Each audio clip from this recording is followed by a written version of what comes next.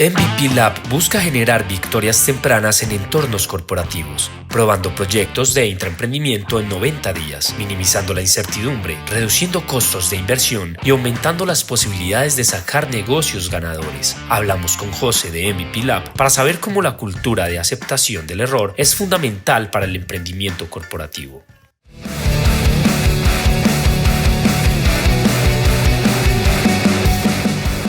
Hola, soy José, soy director de MVP Lab, es un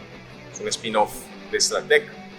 Básicamente lo que hacemos en MVP Lab es construir experiencias mínimas viables de negocios para que las empresas, los corporativos puedan probar sus hipótesis de negocio y tomar decisiones apalancadas en datos. ¿Qué entienden en MVP por error en el contexto del emprendimiento corporativo? Para hablar del error toca remontarse básicamente a la definición básica de qué es error. Y error es fallar cumplimiento de un objetivo, de una meta de ventas, de lo que sea. Sin embargo, para nosotros desde MVP y viéndolo en entornos corporativos o en entornos de emprendimiento corporativo, el error es una oportunidad de crecimiento, es un vehículo por medio del cual aprendo yo como emprendedor, aprende mi negocio, puesto que cuando se erra es cuando no se alcanza un objetivo puntual o no se satisface una necesidad puntual de un user. Eso me hace a mí pivotar rápidamente, tratar de cambiar las cosas que estoy haciendo, mi status quo dentro de mi emprendimiento, y con esto apuntar siempre a resolver correctamente las necesidades de mis usuarios. ¿Cuál ha sido el peor error que ha cometido MVP Lab? Como MVP Comunidad de Negocios se han cometido diversos errores. Errores básicos como dejar encendidas campañas más tiempo del previsto. Claro, no afectando a nuestro cliente, sino afectando puntualmente nuestras finanzas. Hasta puede decirse servir de una manera no adecuada a ciertos usuarios, parte pues como de los resultados de los testeos que hacemos,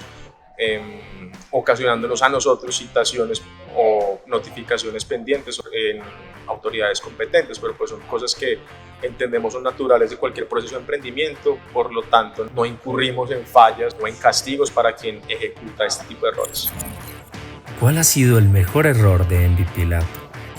Pues para nosotros no hay errores malos, sino errores que son potencializadores de conocimiento o catalizadores de éxito en desarrollo pues, de un negocio mínimo viable. Pero uno de los que me acuerdo puntualmente, nosotros tuvimos un proyecto de salud mental en el que, el error fue mío, asignamos más presupuesto del debido a una campaña que hablaba o cuyo fin era prevenir el suicidio. Y con esa falla que tuvimos en el proceso de asignación de presupuesto, llegamos a muchísima más gente de la cual tenemos presupuestada. Eso nos reventó completamente el funnel de conversión, pero ahí nos dimos cuenta que había algo interesante por descubrir y que eran problemas de la manera en la que los estábamos comunicando que valían la pena ser resueltos con tecnología y con comunicación muy centrada en el usuario. ¿Cómo han transformado la cultura corporativa de cara al error? Volviendo pues como a la definición esencial del error y llevándola a un entorno corporativo o a una empresa establecida, por decirlo así, o con renombre, errar en este tipo de compañías, sobre todo cuando hay tanto en juego, cuando hay reputación, cuando hay marca, cuando hay años de procesos bien estructurados, pues es un proceso difícil o muy difícil de asimilar. O sea, no es que se condene el fracaso o el error, pero como el error trae consecuencias muchas veces negativas, las empresas y las personas que hacen parte de estas grandes organizaciones son muy precavidas en los pasos que dan día a día, ¿cierto? Nosotros básicamente lo que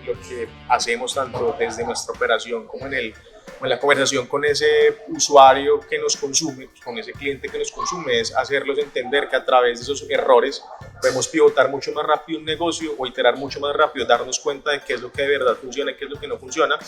para que cuando los negocios salgan a la luz ya con la marca de ese cliente estemos más seguros de que lo que estamos lanzando no solamente resuelve un problema de un usuario, sino que también salvaguarda la buena reputación de una empresa, en este caso los clientes que nos contratan. Dentro de esos procesos de experimentación y para hacerles entender a los clientes que el error es válido y que es un mecanismo fuerte para poder crecer, nosotros construimos negocios desde cero que no tengan nada que ver con ese core de ese cliente, de esa gran empresa, para sacar de la conversación todos estos miedos reputacionales y sesgos de marca que vienen dentro de los descubrimientos convencionales de negocios de los clientes, para enfocarnos únicamente en el usuario, en sus problemas, en sus dolores y no tener miedo de salir a experimentar o a proponer cosas que nunca antes han sido propuestas. ¿Cuál es el papel de la experimentación en la transformación de la cultura de la aceptación del error? En entornos corporativos, como existe el miedo siempre de errar y perjudicar las marcas, las personas son muy avertas al riesgo y no saben experimentar o a probar cosas nuevas precisamente por el mismo miedo, ¿cierto? Lo que invitan los procesos de experimentación es precisamente a dejar de lado esos miedos, salir rápido, hacer iteraciones en tiempos pues récord, aprender lo que más se pueda del usuario o el mecanismo que estoy construyendo, y a través de esos ciclos repetitivos de experimentación e iteración ir refinando mi solución para entonces cuando salgan los negocios mucho más grandes entender cuál es el verdadero camino que debo recorrer y no demorarme ciclos muy largos en desarrollo de producto o de conceptos de negocio para construyendo el negocio perfecto para al final, a los 2-3 años que demora normalmente un ciclo de una empresa muy grande, salir con un negocio completamente fuera de lugar o equivocado que no resuelva nada y no apunte pues como a ningún beneficio para los usuarios actuales. ¿Qué mensaje le daría MVP a un corporativo que aún lance negocios, productos o servicios de manera tradicional? Como decía un filósofo francés, lo perfecto es enemigo de lo bueno. Sí, cuando uno se enfrasca en un proceso de desarrollo convencional de un producto, sea un producto de consumo masivo, sea un producto tecnológico, y se enfoca en que salga 100% perfecto sin antes salir a experimentar y a mojarse de ese insight del usuario, es más propenso a errar de maneras estrepitosas que si uno se propone o se pone una meta de lanzar un negocio que apunta a un problema o a resolver un dolor de un grupo de users y empieza a hacer deploys pequeñitos apalancados en procesos de experimentación e iteración ágiles, metodológicamente hablando, que te permitan construir sobre resultados positivos y no construir sobre un imaginario, que es lo que normalmente o tradicionalmente construimos dentro de las organizaciones. Hay un tema muy importante dentro de la experimentación o dentro del desarrollo ágil de productos, por decirlo así, y es el manejo del presupuesto. Muchas veces las empresas cancelan sus presupuestos para realizar procesos de aprendizaje iterativo o de aprendizaje constante o de desarrollo constante de producto para enfocarlos en lanzamientos o en desarrollos mucho más robustos de soluciones de las cuales no tienen muchas certezas, ¿cierto? A la final produciendo estos descalabros mucho más estrepitosos que pueda producir un testeo pequeño, unos 2, 3, 4 meses de un concepto de negocios que te pueda traer rápidamente datos de cliente. Entonces, en vez de estar ahorrando o salvando presupuesto para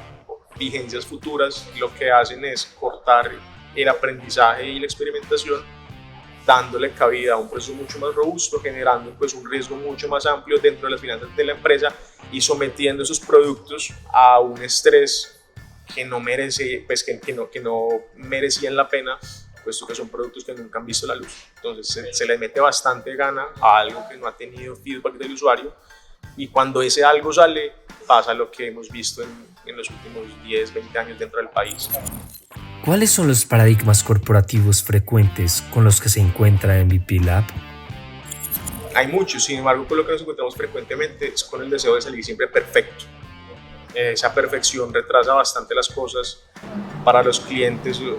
sobre todo clientes que ven en entornos corporativos. Salir con algo mínimo viable nunca es una opción, porque cuando en las empresas se sale con un mínimo viable están en juego muchas cosas. Entonces tú salir con un mínimo viable de marca, de concepto de negocio e incluso de proceso operativo es en principio demasiado friccionante cuando dentro de la organización a la que yo hago parte se tienen tantos procesos ya estructurados